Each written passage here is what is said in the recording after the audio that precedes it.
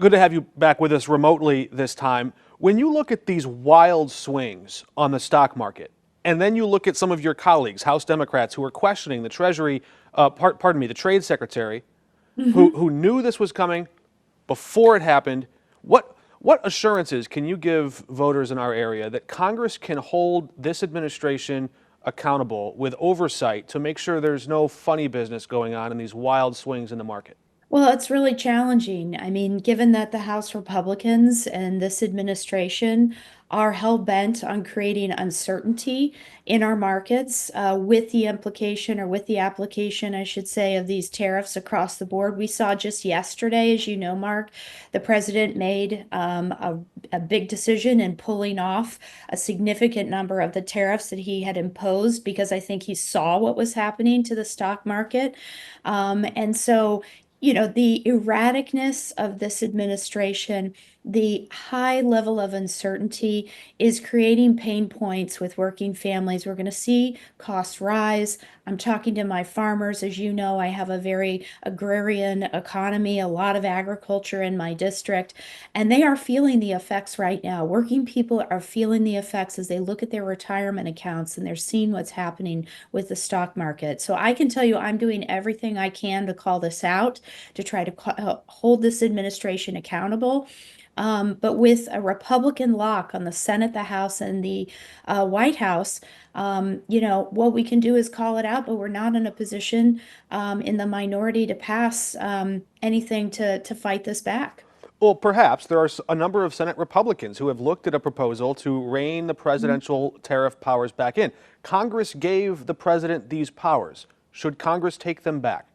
Yes, they should. And actually, that's an excellent point. I've signed on to legislation that Congressman Gregory Meeks is actually introducing that would emphasize and scale back. The president is saying that he's declaring an emergency, a national emergency. And because of that national emergency declaration, he's claiming to have the unilateral authority to put these tariffs on countries all across the globe. This is typically something that Congress has a role in playing and helping to work with the White House to set those types of high levels of tariffs that we know are going to increase costs for working families.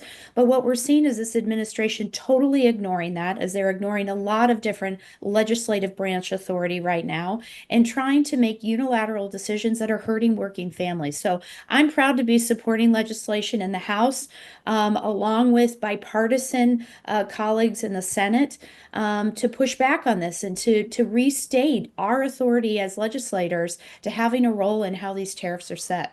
To this point in the conversation, we've been describing the downside of this policy. I wonder if you see any merit to some of the upside. You've been very close with trades, labor unions. Some of them want to see a more industrialized, manufacturing-based economy, reshoring of those jobs. To what extent are tariffs an effective tool to pursue that policy? And is there some way Congress can steer the president toward a policy that helps Americans here? Yeah, well, it's a very important question, Mark. I'm very proud to represent Granite City, which employs thousands of steel workers, United Steelworkers, that make Granite City steel work. So I'm trying to do everything I can to have continued investment in that plant. I think China has been a very bad actor in dumping cheap steel into our markets, bringing down the cost of American made steel, hurting our steel workers. And so I do think that tariffs, if applied strategically, and that is what is really key, strategically to countries like China that have been bad trade actors, I could support selective prescriptive trade or tariff on countries like China. But then when you look at countries like Canada, where we have positive trade relationships, that's just eroding the trade partnerships that I know my farmers are relying on, consumers are relying on. And we don't want to see what is going to happen in the approach that this administration has taken with tariffs is increased costs for working people. What I find to be so frustrating is when President Trump took office on January 20th, he told the American people his number one priority was going to be to decrease the cost of goods in this country, make groceries more affordable, make gas more affordable. But what we're seeing with tariffs and his approach to tariffs is it's only going to lead to higher prices. I know we're looking a lot at the prices side and the tariff policy, the stock market. There's also the tax cuts and the spending cuts that House Republicans just put through. You voted against it. One, Yeah. is that a tough vote when you look at that? And what would be the impact, do you think, of this policy should the Senate and President sign it into law? It's not a tough vote for me when Republicans are trying to propose $880 billion worth of cuts to Medicaid to some of the most vulnerable folks in my communities, seniors, those with disabilities. These are working people struggling to get by. That Medicaid is a stopgap, a little bit of assistance that helps ensure that they get the health care and the assistance that they need. It wasn't hard for me to vote no on a House Republican proposal that would cut SNAP by $230 billion when we're seeing this administration apply tariffs that we know are going to lead to higher prices. People are suffering, working people are struggling. And what passed out of the House of Representatives today is outrageous and a direct assault on working people in this country, making things more expensive. And all of this is done, Mark, because they want to find pay-fors, ways to pay for tax cuts. And let me tell you, these tax cuts are going to benefit people that don't need a tax cut. These are the billionaires, these are the Elon Musks of this world. These guys don't need a tax cut. Who needs a tax cut is the middle class and the working class in this country. And that is why I was very proud to vote against this House Republican proposal that came to the floor today, which, by the way, passed completely on a 100% party line vote. We're glad to have you on this day when it's been such a flurry of activity in the House. Another vote that came across your desk was the SAVE Act. Republicans are pushing the proposal to require that you prove your citizenship when you register to vote. There are a number of ways you can do that. One of them is with a real ID, and that deadline is coming up for people who want to travel and get a real ID anyways. So Right. where's the victim? Yeah, the issue is that it's going to make it much more difficult for people to exercise their right to vote in this country. And they're doing this through overly onerous ID legislation. That's what the SAVE Act is about. It disproportionately makes it difficult for women, married women in particular. Some married women have made the decision, obviously to change their last name, taking their husband's last name. They might not have then gone ahead and changed their birth certificate, the name that appears, their now married name on their birth certificate. If their birth certificate doesn't line up with their voter ID or their voter registration, their real ID, they can be challenged at the polling place. And we know for a fact that voters can then use a passport potentially to be a backup verification for them to exercise their right to vote. But Americans, on average, only about 25% of Americans have passports. So, what the SAVE Act is really all about is creating confusion at the polling place as a way to disenfranchise voters and make it more difficult for people to exercise their right to vote. And so, I voted against the SAVE Act because I think we should be making sure that folks are legally coming to the polling place, able to exercise their right to vote, but we shouldn't make it more difficult for working people, and in particular women, to exercise their right to vote.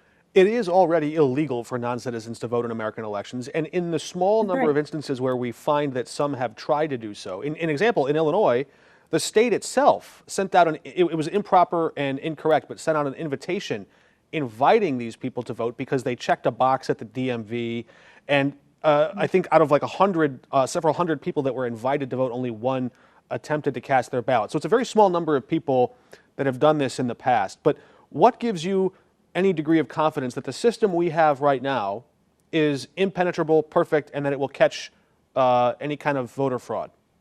Well, voter fraud is a myth, as you've outlined. I mean, a lot of it is if it was one voter. I mean, we want to eliminate any examples of people fraudulently voting. And so if that's requiring someone to, provide an ID and verify the fact that they live at that address, I had to do that when I showed up and voted.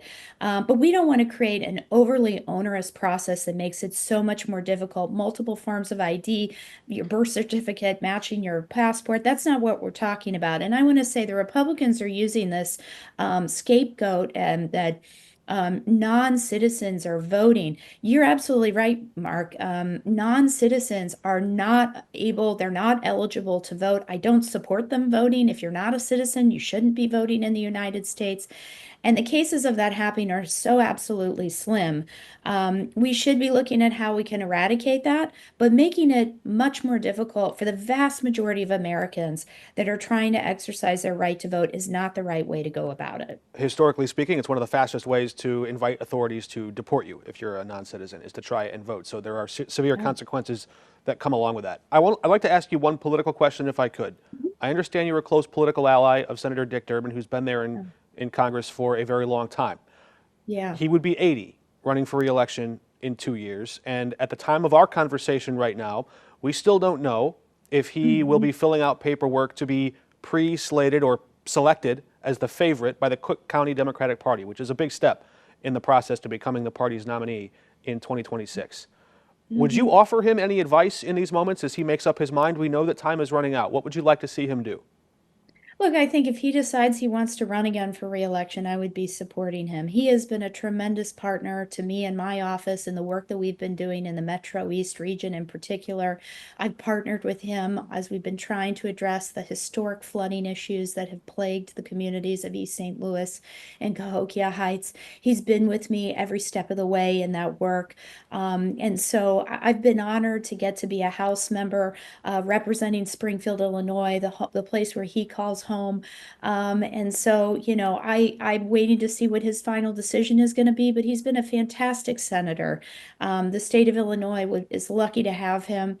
And like everybody else, I'm waiting to see what his final decision is. As you said, he makes his home in Springfield, but he's from East St. Louis. What would this Yes. region be losing if he decides to hang it up and walk away? And also, what are you looking for in any potential replacement candidate to run in a primary for downstate? What are you looking for in any candidate from wherever they're from to prioritize the needs of this greater St. Louis region?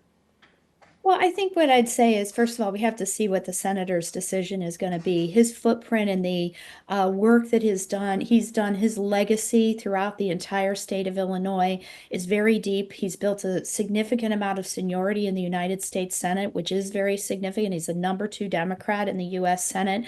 And with that comes a lot of ability to bring home federal funding to our state, be a very strong advocate for the state and our needs and our communities. So I'm looking if he were to decide, not to run, is somebody that would be able to follow in his footsteps, someone that's going to be a champion for working people, someone that's going to be fighting to the death for our communities, making sure that we're getting our fair share of our federal resources.